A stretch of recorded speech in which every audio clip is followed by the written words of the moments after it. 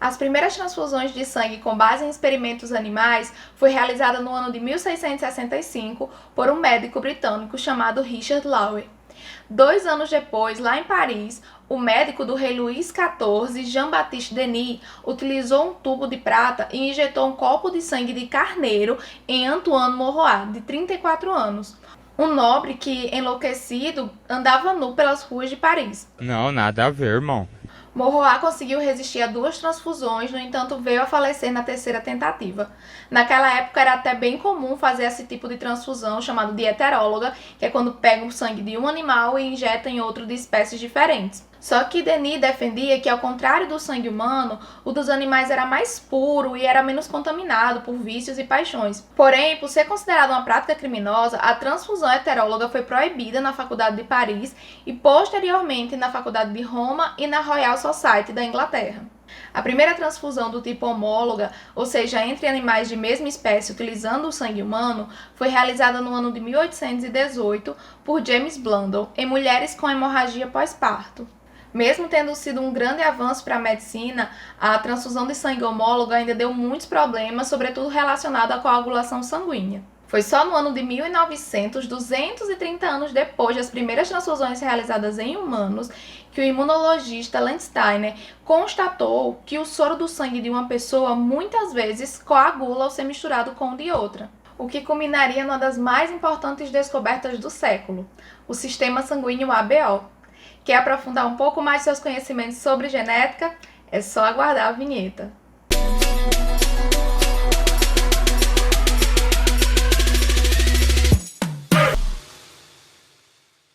Olá, seja muito bem-vindo a esse canal. Eu sou a professora Artemisia e no vídeo de hoje nós vamos dar continuidade a estudar os padrões de herança não mendelianos. Só para recapitular, vamos lembrar aqui que quando Mendel realizou os experimentos dele com ervilhas, ele obtinha um padrão de dominância completa. O que é isso? Sempre que aparecesse um indivíduo em heterozigose, ou seja, com um alelo dominante e outro recessivo, a característica que se manifestava era do alelo dominante. Logo, nós só tínhamos 2 fenótipos possíveis. Quando falamos de dominância incompleta, um alelo não mascara o efeito do outro. A aparência física do heterozigoto mostra uma combinação de ambos os alelos, o que dará uma razão de fenótipo 1:2:1, com cada genótipo homozigoto exibindo uma característica diferente e os heterozigotos exibindo mais um fenótipo distinto. É o caso aqui, por exemplo, do que acontece com as flores maravilha. O genótipo da flor vermelha é vezão-vezão e o da flor branca é bezão-bezão, enquanto as rosas heterozigotas possuem ambos os alelos, que são cor-de-rosa. Na dominância incompleta, surge um fenótipo intermediário, que nem representa o fenótipo do pai e nem o fenótipo da mãe. Em animais, nós podemos observar a dominância incompleta nos frangos andaluza, no padrão de cor de suas penas. Um macho branco, quando cruza com a fêmea de cor preta, eles costumam produzir descendentes com penas tingidas de um azul acinzentado. Isso é causado por um gene de diluição que dilui parcialmente o pigmento da melanina. Sou o João Frango, João Roberto, mas na intimidade, João. É por aí. Já no caso dos coelhos, quando um coelho angorá de pelo comprido e um coelho rex de pelo curtinho se reproduzem, o resultado pode ser um coelho com pelo médio. A pelagem dos cavalos também é outro exemplo de dominância incompleta. Quando emparelhados um alelo vermelho e um alelo creme, produz cavalos com pelagem dourada, como é o caso dos palominos e peles de gamo. A dominância incompleta também pode afetar a evolução quando aquela característica que surge é uma característica desejável.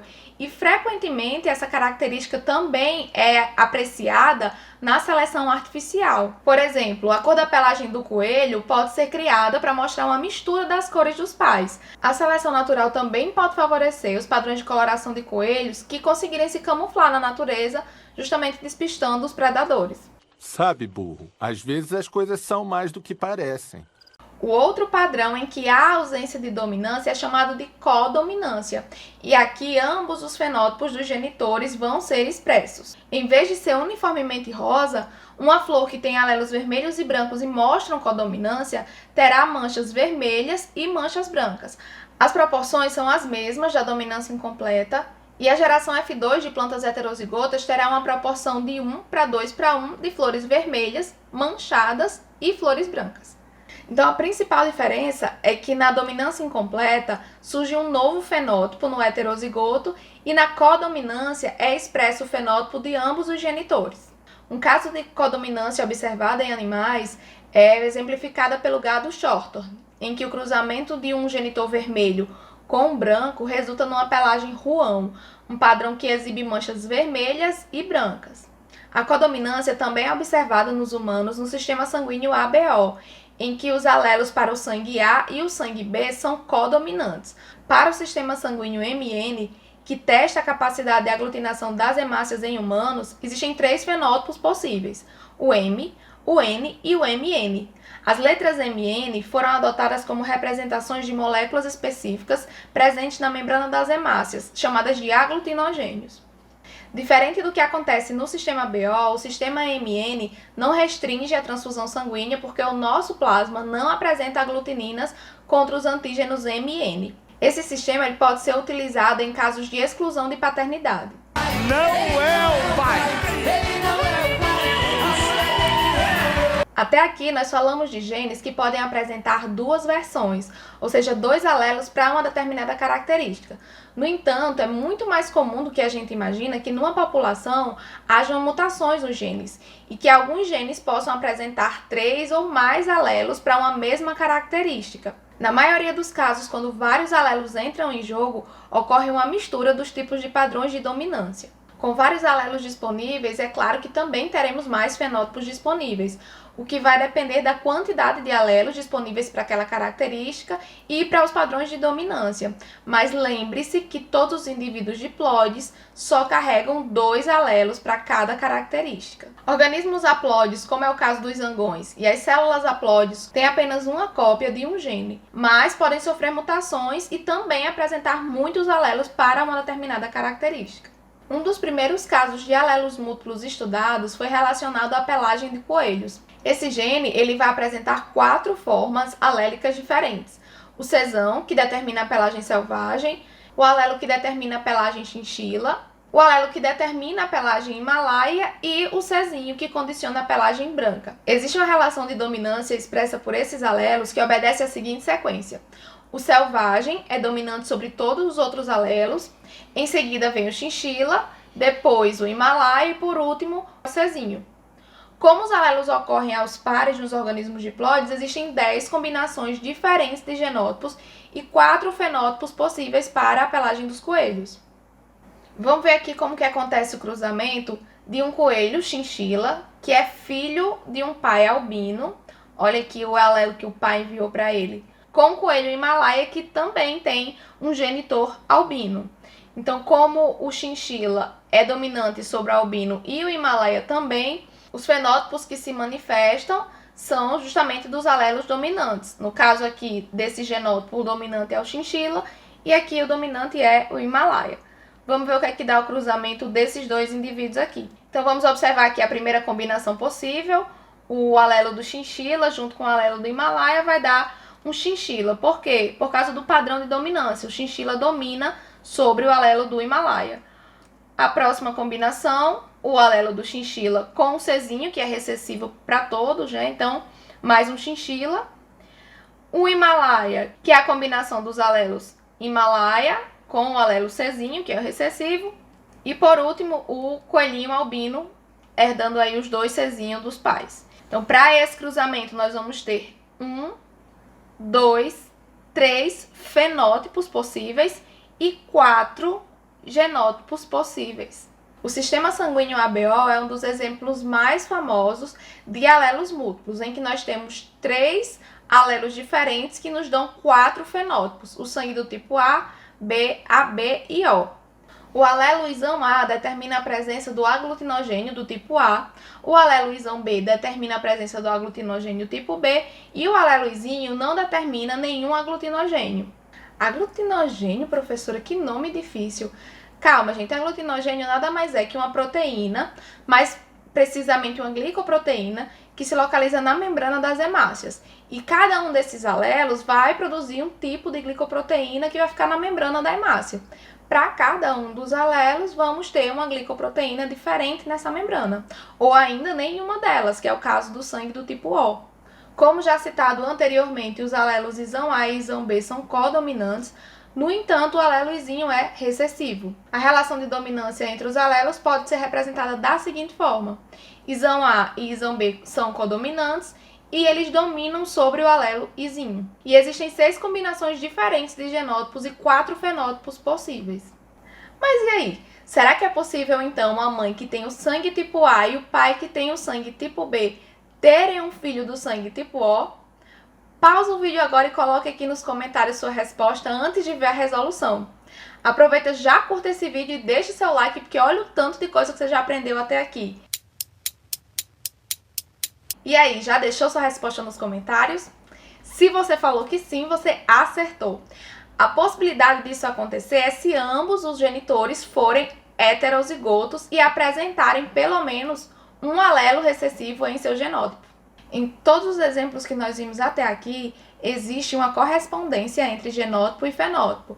Como, por exemplo, as pessoas que possuem um genótipo ISão A e ISão B apresentarão sangue com fenótipo AB, os coelhos Czinho serão albinos, as flores maravilhas heterozigotas apresentarão a cor rosa.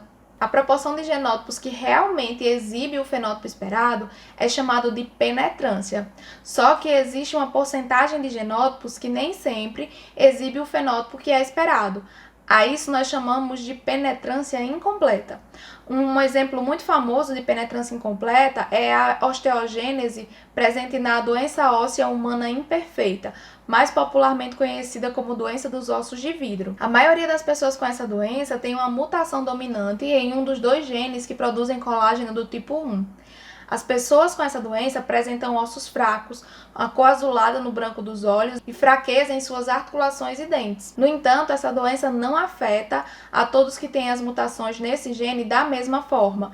Existem pessoas que apresentam essa mutação e sequer um dia desenvolveram algum dos sintomas. A penetrância incompleta também pode ser vista no feijão carioca, uma variedade homozigótica dominante que condiciona a presença de coloração variegada no tegumento da semente, apresentando manchas irregulares de cores claras e escuras. Observando a embalagem do feijão carioca, percebe-se que uns 5% dos grãos são totalmente pigmentados, assemelhando-se ao feijão mulatinho. Assim, podemos dizer que a taxa de penetrância do feijão carioca é de 95%. Esses cálculos são realizados em populações que já têm o genótipo conhecido. Um outro conceito importante diz respeito à expressividade gênica. Existem indivíduos que, mesmo tendo o mesmo genótipo, apresentam variações de fenótipo. Ao contrário da penetrância, a expressividade visa a variabilidade do indivíduo e não a estatística de uma população.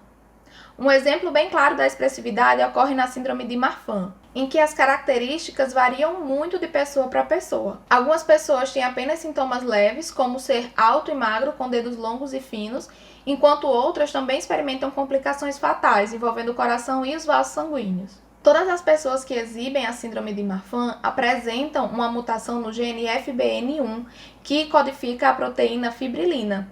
Acredita-se que a posição da mutação nesse gene é que vai determinar a gravidade da doença. As causas exatas da penetrância e expressividade gênicas ainda não são muito bem compreendidas.